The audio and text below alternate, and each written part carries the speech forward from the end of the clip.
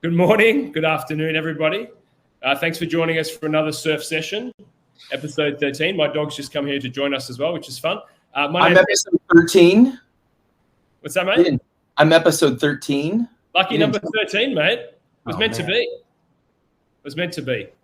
My name's Anthony Green. I lead the sales team here at Surfside. As always, I'm your host for today.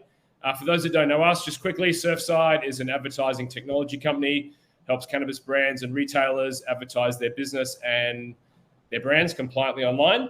Today, I'm stoked, extra stoked to welcome Aaron Dubois, VP of Marketing at Story Cannabis. Welcome to Surf Sessions, Aaron. Thank you for having me, Mr. Green. Very excited to have you. So, mate, I'm going to give you a quick intro and then we're going to get into it. So you stepped into this role at Story, your current role at the start of this year. So you're, 7-8 months into that role. What I love about Story, just quickly, is the brand positions itself, the company positions itself really around the idea that cannabis is a personal journey for a lot of people and everyone has their own story. I just do love that, frankly, because it's the same with a lot of folks here at Surfside who work here. I know a lot of people that work in the industry. We've got our background story, whether it was health related, criminal related, we just love the plant, whatever it is. So I love that about Story. But anyway, about you. So Aaron, you have a lengthy career and diverse career in marketing, spanning B2C and B2B spheres. Makes me sound old.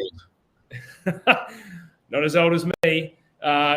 Previously, you were at a little company called Green Thumb Industries, GTI, which everybody knows. But before that, your experience leading up to that, you were at Ninth Wonder Agency, where you were executing marketing campaigns for, I guess, more mainstream brands that people would know, Sony, P&G, Valvoline.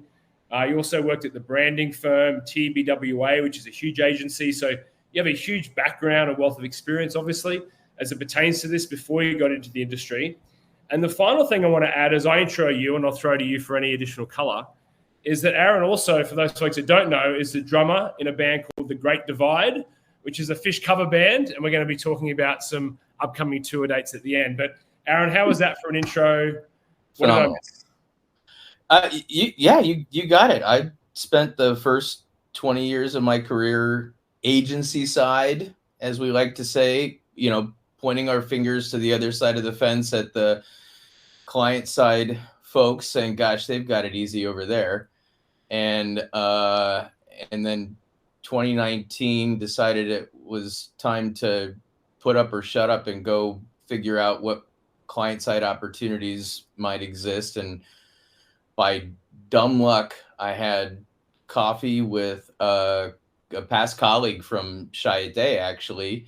And she, her name is Amy Call, and phenomenal person. And she said, my friend Meg Kinney just got put in as the VP of marketing at GTI.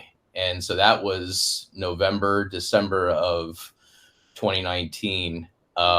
And I spent all of 2020 as a contractor, full-time contractor for GTI, building up all things digital as part of the marketing department on both the retail and the CPG side. So, that was trial by fire. There was this little thing called the COVID pandemic. Not sure if you heard of it, but so while GTI's in that phase of really, accelerated growth, also trying to figure out what role does cannabis play while, the country, if not the whole world, is, in disarray from this pandemic, and cannabis being deemed an essential service. And what did that mean for how we could build up e-commerce and, get people, ensure that people's access to the plant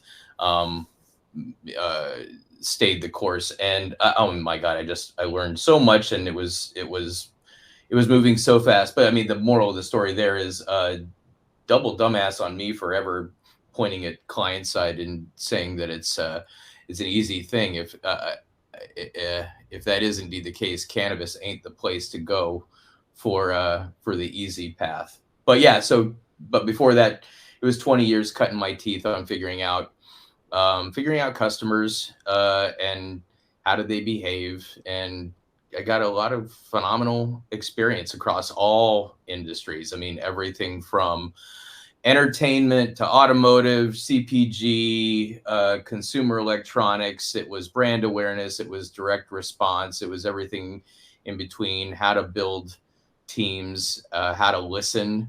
My God, just how to be empathetic to the customer, how to stay grounded in the customer's perspective, and have that drive what you do and how you build brands, how you connect and how you build relationships between businesses and customers.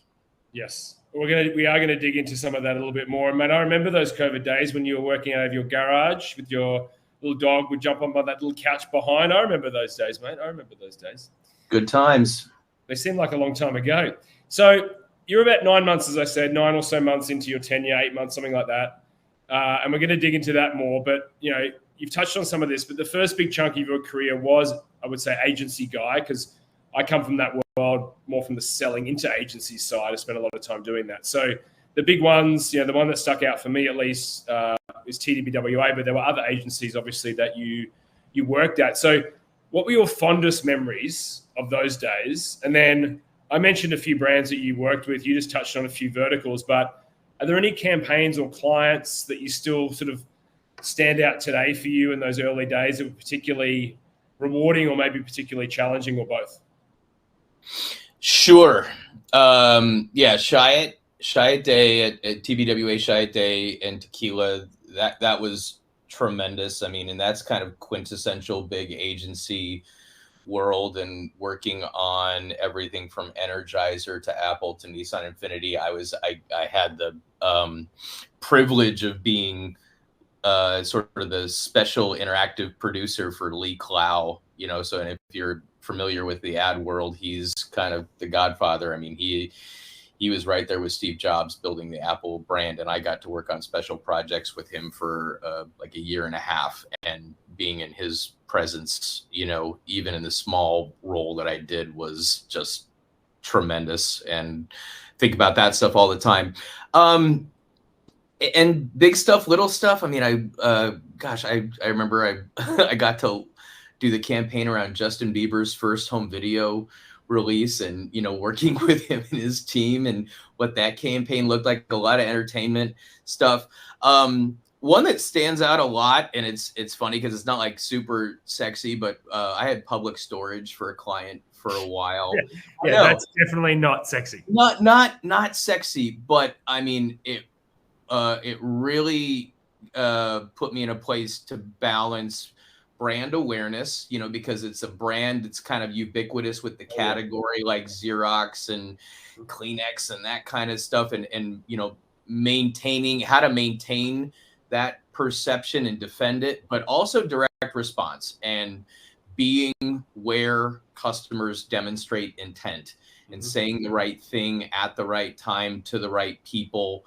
And really getting surgical about it. Public Storage spent a lot of money on being at the right place at the right time, saying the right thing, and being so discerning, to bring in the high value customers, because a lot of the locations didn't have a whole bunch of inventory. It's like, well, how do we get the most value out of that? So I really got to hone my chops on direct response balance with brand awareness, and it's it's highly relevant to where I am right now, that we sell a commodity, and I can throw a rock. I'm here in Los Angeles. Story is headquartered in Phoenix. I tell this story all the time. I drive from the airport to our office, and I drive by about a half a dozen billboards that are advertising $30 half ounces. It's like gas stations. You got dispensaries on every corner, and they're fighting for eyeballs. So it's really getting good at being empathetic to the customer and being where they are looking for cannabis, and saying the right thing and keeping it from turning into just a race to the bottom, which is it's a tremendous challenge to differentiate when we're all selling basically the same plant, the same commodity. How do you stand out? How do you be special? And how do you develop that muscle memory with customers so that they just get to be shopping you like they do other consumable commodities in their life. Yeah, those billboards are real down there, and it just shows you that how fickle customers are, and there's still so many people up for grabs to become lifetime customers. So, mate, shifting gears to cannabis specifically. So, prior to Story, we just talked about this. You're senior director of digital customer experience at Bad time. A bad time. Was that? Did I get that right? Yeah. Senior director. I mean, I was running all things digital, and then as GTI was getting bigger, we're different titles, and that was my title. But yeah, I love it. It's a great title. Okay. GTI, which everyone knows. Yep. So that was your first foray into the cannabis space. So can you take us back to that time to what drew you to the space initially, the role, the space, the industry, what kept you there so long? Obviously, they're a great group, and then maybe some of the lessons through that time, because it is, I would say, it's not for the faint-hearted, this industry. It's not for the faint-hearted, and it's funny that we refer to 5 years as so long, right? Because I don't know about you. Speed of everything now. Yeah. I would say my dad had 2 jobs over the course of his career, and there was a more paternal relationship, I think, with your employer. And now it's like, wow, you had been there 5 years. How'd you do it?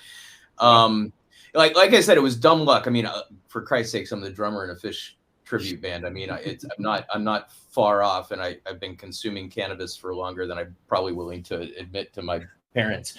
But I probably wasn't interested in going to cannabis, for 2015, 2016 as the marketing, aspect of cannabis was really kind of growing and becoming more sophisticated. And then, like I said, it was dumb luck that I stumbled into GTI, and I'm massively grateful that happened. And gosh, I mean, that first year was just like quite literally drinking from the fire hose. And I can't remember exactly how many markets GTI had when I got on board. It was probably somewhere around 9 or 10 markets that we were in, and they were just all so drastically different. And it was figuring out, and we were, I think, at that time, Ben Kovler, smaller group, and he was within arm's reach of marketing and what we were doing at the ground level, and figuring out how are we going to help Pennsylvania, which was still is just med only. How are we going to maintain curbside pickup? How are we going to evolve from PDF menus to a more sophisticated e-commerce? How are we going to represent the brand consistently across these markets, but still lean into what the Illinois market wants, what the Maryland market wants? It was that sort of aspect that I think is present in all industries, of balancing the strategic vision of where we want to go with the dumpster fires that get dropped on you every hour. And I mean, I think, ad agency world, it's kind of known. That's what being in the ad agency world is like. It was more extreme once I got to GTI. It was just, oh gosh, this is going on in Florida. This is going on in Illinois. This is happening out in Nevada, which is completely different than what's happening in Connecticut or whatever. And we're balancing at that time different retail brands. It was chaos, and it was organizing the chaos and trying to carve out enough time to be strategic of, I mean, not even 2 years, just 6 months.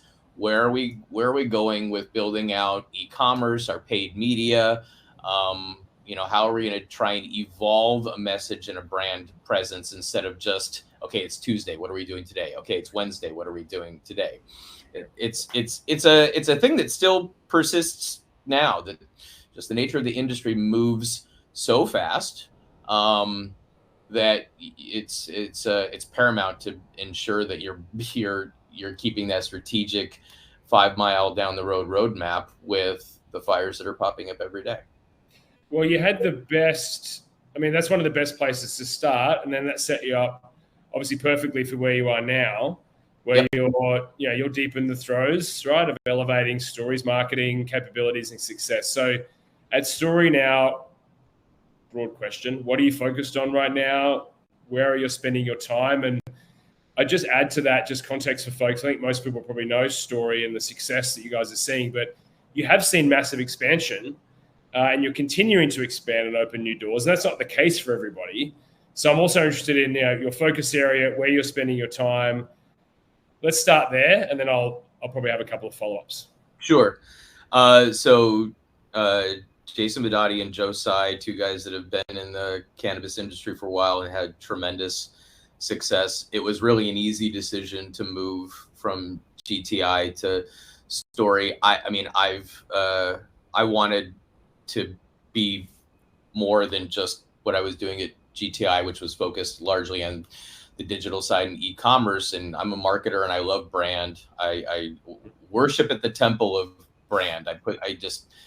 You get me started and I won't shut up about how, what brand looks like, and where it exists in that relationship between a business and the customer. So, getting into Story, I'd say a lot of the last 8 months has been, first of all, I got, albeit a very small team, I inherited tremendous people that were just scrappy as all hell, and doing a lot of stuff across both our retail and CPG brands.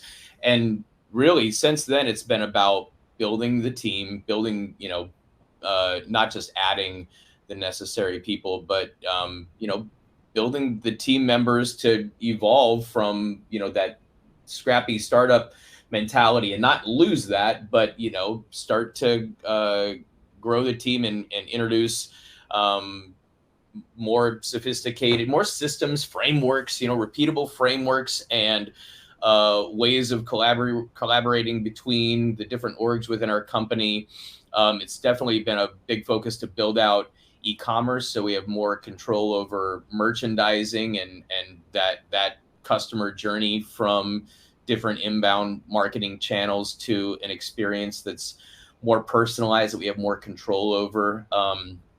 And test things in Arizona, test things in Maryland, putting different products and suggestions and recommendations and the special stuff that people feel when they walk into the dispensary, bringing that into the online space, and as well as focusing on our brands. I think, that's probably the thing that I think the cannabis industry suffers from the most, is really developed brands that people can have a relationship with. I think it's probably one of the biggest challenges. Again, we're all selling the same consumable commodity. It's all alien broccoli, right? And wrapping that with a brand that is more than just a logo and a color palette and a package design, that people can really imagine that kind of relationship that they have with other brands that play a role in their life, and defining that, because you called out a lot of stuff, like what Story stands for. I still think that's kind of ambiguous. Every brand's got a story. Stories are everywhere. It's getting into our flavor of telling that story and our flavor of acknowledging that the relationship people have with cannabis is very, very personal. Not just the role that it plays in their life, but how they consume, how often they go and shop for it. What are those little things? I'm sure you do this too. It's like, how do you roll a joint? When do you roll a joint? How often are you consuming edibles? Is it regular? Is it semi-regular? Is it not regular at all? Do you have brand affinity to certain products, or is it just, I need the highest terps and the highest THC for the lowest price? Yep.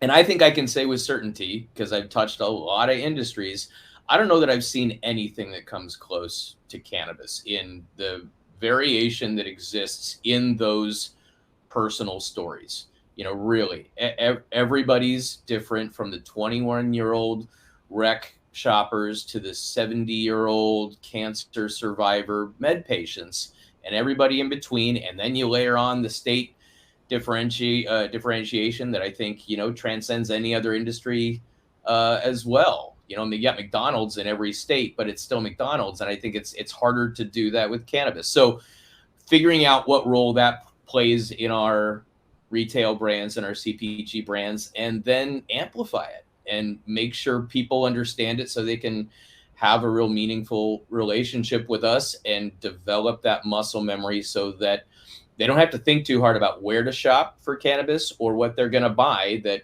we've affirmed in their psyche, who we are. And it's just, oh yeah, I got to go to Story. I don't have to go to the dispensary. I got to go to Story.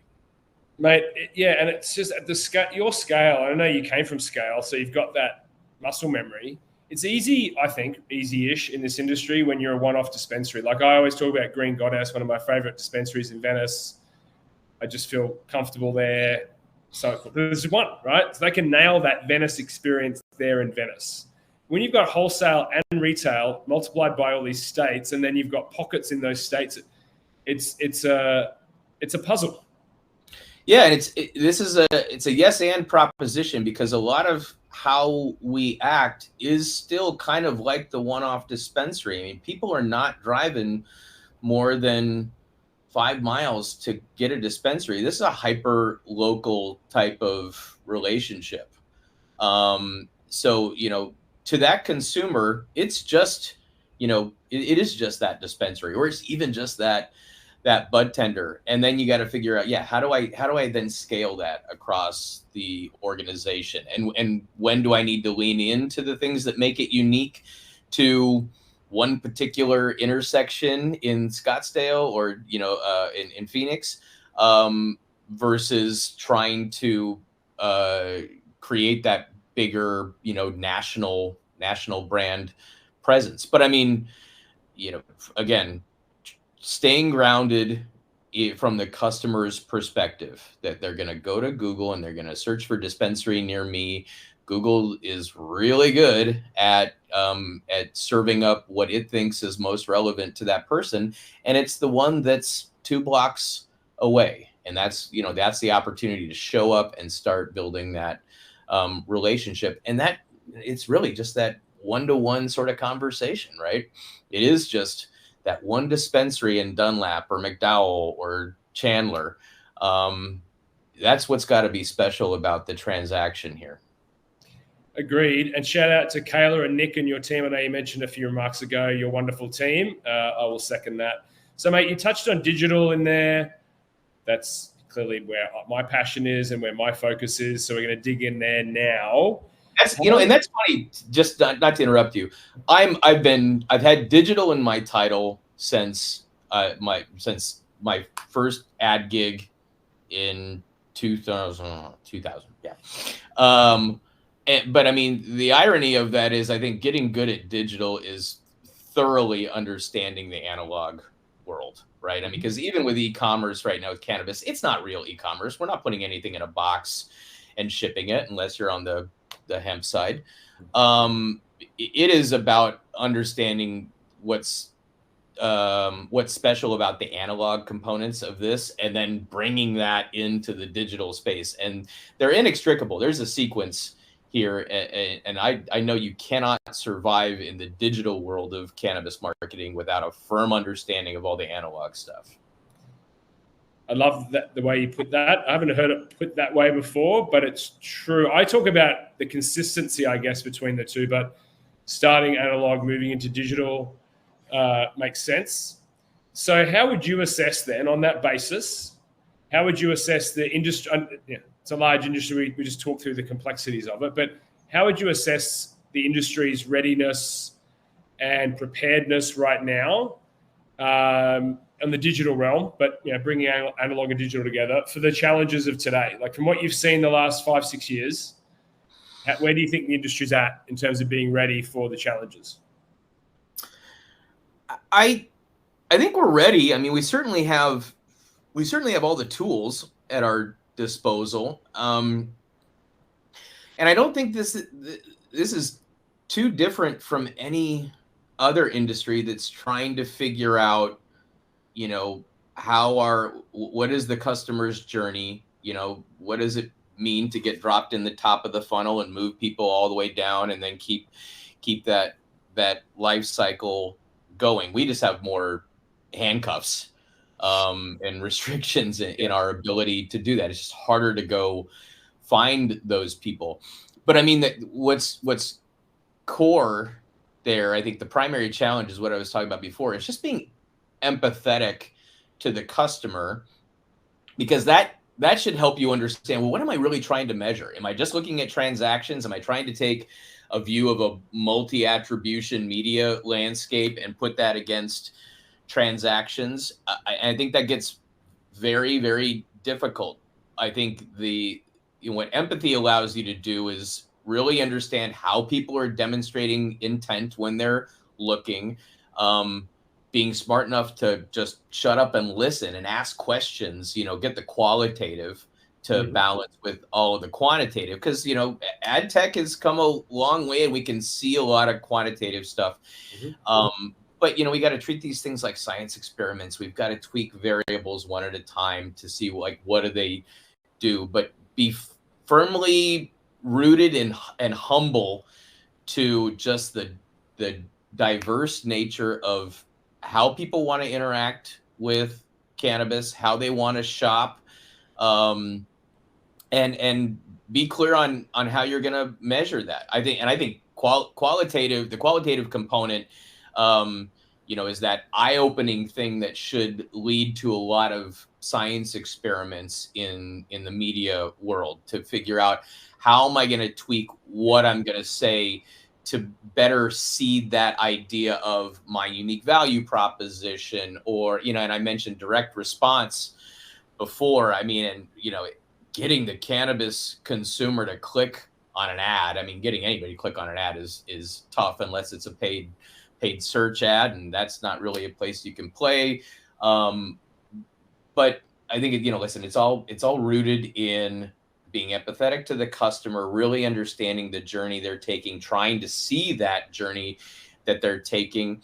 And it's not a one-size-all proposition. But none of what I just said is truly unique to cannabis. This is how it works everywhere. I think we're just it's a newer industry that's getting more sophisticated. We're bringing in more people from other industries. So it's, again, it's a yes and proposition there. I've been in CPG, I've been in automotive, I've been in subscription services. I talk a lot about grocery stores. Man, you get me started on grocery stores. I love grocery stores, and I think there's a lot of analogies there to what the cannabis industry is trying to do. You walk in, you see the produce section, and they don't have 1,000 SKUs of broccoli or lettuce with funky names, and they don't have a whole bunch of numbers and percentages and stuff like that. Grocery, I think, has probably the most ubiquitous loyalty mechanisms built into it. So I mean, there's a lot of stuff there to steal from. There's a lot of stuff from a lot of industries to steal from, because they've just been doing it longer, but they're doing the same thing, even though it looks a little different or drastically different. Nothing looks like cannabis. No, I mean, I think wine is maybe the other most complex thing. And you walk into a wine store and you've got so many different considerations. It's a very complex purchase. Again, it just makes your job, our jobs, everyone listening on this call's jobs harder. But harder means opportunity, right? And there's going to be winners here. Mate, on the paid advertising side, obviously that's what we work with you on. Can you share with other retailers and brands that will be on this call, or maybe listen to this content at a later date, what are some pointers? What are some things to look out for? And I want to just throw some suggestions in. Measurement, I think, is critical. I don't think people are thinking enough about how to measure media. And then maybe you touched on testing, science experiments, some of the terminology you used. How do you test and learn quickly, demonstrate success or failure quickly, and be able to pivot and move on? Just some high-level pointers for the people listening in. Yeah, I mean, and listen, we're still getting good at this too, and just trying to figure out, how are our campaigns performing? And God knows I hold your feet to the fire and the entire team. I ask a lot of questions. I think it's about finding great partners to work with, smart, particularly with Australian accents. And I was going to say I slipped through somehow. yeah, it's knowing your brand, because that's kind of the interface here. You guys are the placements, and we're the message and what we're going to say, and then aligning those two things. Because if you're saying something and you're putting it someplace where it's not going to resonate, well, that's not going to work. And being consistent with that measurement, and being purposeful with that measurement. We talk a lot about view through conversions and click through conversions, and where are we landing people, and making sure we've got that tagged up. And I think that's all table stakes. But yeah, I think it's being patient, and you use the word quickly. I mean, these things are at odds, because you want to move quickly, and the industry is moving quickly, but it does take some patience, because you only want to tweak one variable at a time to see what it looks like. Otherwise, you've just got a flood of variables that could be part of the driving factor of why one campaign worked and what didn't. And you've got the noise of holidays, and you've got all these other factors. I think it's just trying to clear out the noise and create a plan of how you're going to move through a testing implementation that's going to yield results, and wrap that with a bunch of smart people that can, look at the data that comes out the other end and say what we think it means. So it's like you can test and fail or succeed fast. If you succeed, you put more investment in that area. Fail fast, switch it off, move on. I mean, and then there's the just very specific to our landscape. Again, this is not true e-commerce. That we're paid ads online are even more like analog billboards in our industry than anywhere else. Because it is a matter of influencing in-store traffic as well as the online conversion. So it's even harder for us to figure out what's working. And again, this is why I think you've got to bring the qualitative to the quantitative to tell a whole story. We're trying to make sure that our brands cut through the absolute saturation that exists in most states of brands that aren't saying something so massively compelling or differentiated. They've just got a different color palette and a different logo, and maybe they've got a bigger discount that they're dangling. And are you just training people to look for the discount of the weekend, or are we brand building?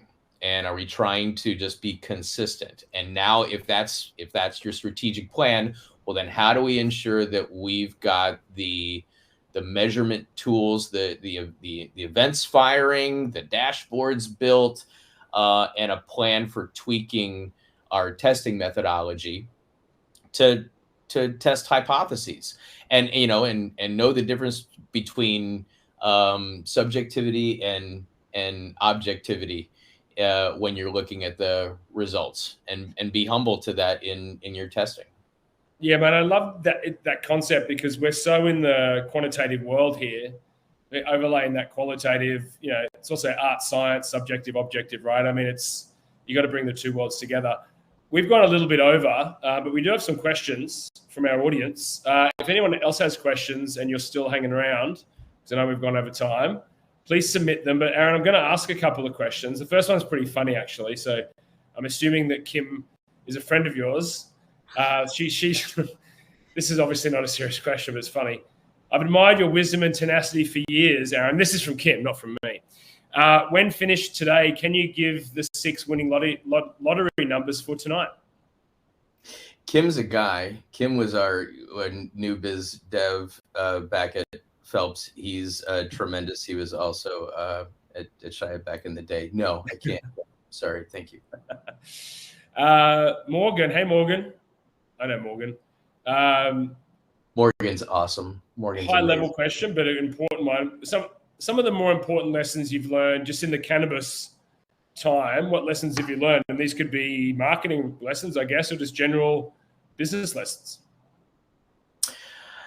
I mean, I've gotten to cut my leadership teeth, on the client side. I was leadership agency side, but figuring out how to build a team, bring in the right people, build their skills, lean into what they already do great, and then give them tools to collaborate within an organization. I think that's a big part of it. And then in cannabis, I mean, I've already said it a couple dozen times. Again, I've been consuming cannabis for a long time in California. I had my med cards up there, and it's what is it, 2013. I just got my head really close to the screen there. You got really close. I can join you. Yes, thank you. I had Bosley as a client too. I can't believe I forgot to mention that. I did. I had Bosley for a client for a while. Mate, you look better with shaped. I agree. I'm far more aerodynamic. It allows me to move faster, which is good for this industry. It's being empathetic and humble to just how many different kinds of people have a relationship with cannabis, and that those things all look different. It's hard enough to be in Los Angeles because we're in a bubble here and nothing's real. And I've got some great dispensaries around here, and I love talking to the people there. But we're trying to do a really, really, really hard thing here in making sure we make the plant accessible. But we're trying to be successful and build brands that people develop relationships with. And it is, trying to be all things to all people, which any marketer will tell you is impossible to do. So how do you do that? How do you lean into the cannabis culture that's going to attract a certain kind of audience? How do you lean into the medical side of it? How do you find a sweet spot, or how do you pick your niche and go after that, which, depending on whatever company you're at, that might be easier to do than not. We're all trying to make money. We're all trying to survive here. Those are the biggest challenges. And then just use your toolbox of marketing stuff, of digital stuff appropriately. Don't just throw everything at the wall and pray that it works. Be calculated. Try and be patient while the dumpster fires blaze. Yes, mate, we've got a lot more questions, but we're way over time. So apologies, folks. I'm not going to be able to get through them all. Before we wrap, Aaron, the next gig. Yes. For you guys. Okay, we're playing Great Divide. Yeah, Great Divide Fish Tribute, because this is what all cannabis marketers need to know. Yeah. If you're in St. Louis Obispo on Halloween. One more time, say it. No. No, we're playing San Luis Obispo next weekend, but if you're in Los Angeles area, we're going to play 3 sets, Anthony. 3 sets. That's like 18 hours of music, and I'm old, so I don't know how I'm going to do that. It's not on Halloween at the Mint on Pico in Los Angeles. So if you're around, go check out the Mint's website. Buy a ticket for Halloween. What else are you going to do on Halloween? You don't want to go trick-or-treating. You want to go see this face playing 20, 30, 40 minute long improvisational rock and roll songs. Wash, rinse, repeat. It'll be a great time. And I love that. My wife loves Halloween. I'm not a fan of Halloween, but if I'm going to do something on Halloween, Aaron, you may find me there, mate. That brings us to the end because we're way over. So it's time to end this session. I want to give you a big thanks, Aaron, for joining me today. Next time we'll do it in person. We're both in LA, but welcome to the post-COVID world. But mate, thank you for your time. Thank you for imparting so much quality information, what you've achieved so far in your career and what you're doing at Story now.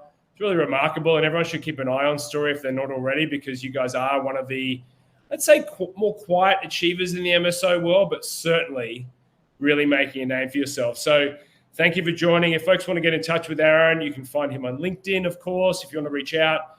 But folks, please join us for the next surf session, which is a month away on September 24th. And that's with Annie Starr, who's the head of marketing at Jetty Extracts. But Aaron, finally, thank you. Thank you. See you soon, and goodbye, everybody, for now. Bye. Thank you.